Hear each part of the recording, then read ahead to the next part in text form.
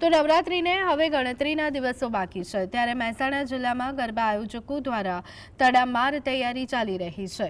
એક તરફ ગરબા આયોજકો તૈયારીમાં વ્યસ્ત બન્યા છે, તો બીજી તરફ ખેલૈયાઓમાં ગરબે ઘૂમવા થનગનાટ છે।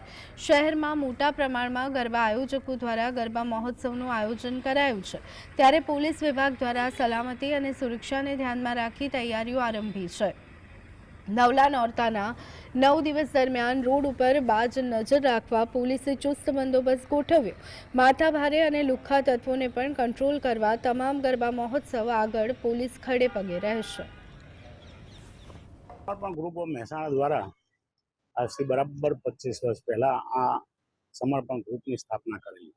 સમર્પણ દ્વારા સળંગ મહેસાણામાં 25મી નવરાત્રી આવા આ મોટા પાયા ઉપર કરવી અને ખુલ્લા કોઈ પણ જાતના ટિકિટ અથવા પાસની સિવાયની એન્ટ્રી હોય એવી નવરાત્રી કરવી એ કંઈ નાની સૂની વાત નથી। એન્ટ્રી એક્ઝિટ ઉપર પણ પોલીસ બંદોબસ્ત રાખવામાં આવશે અને જેથી કરી અને કોઈ અનવોન્ટેડ એલિમેન્ટ્સ નવરાત્રિમાં ગેરકાયદેસર રીતે એન્ટ્રી એક્ઝિટ ઉપર ઇસ્યુઝ ઊભા ના કરે।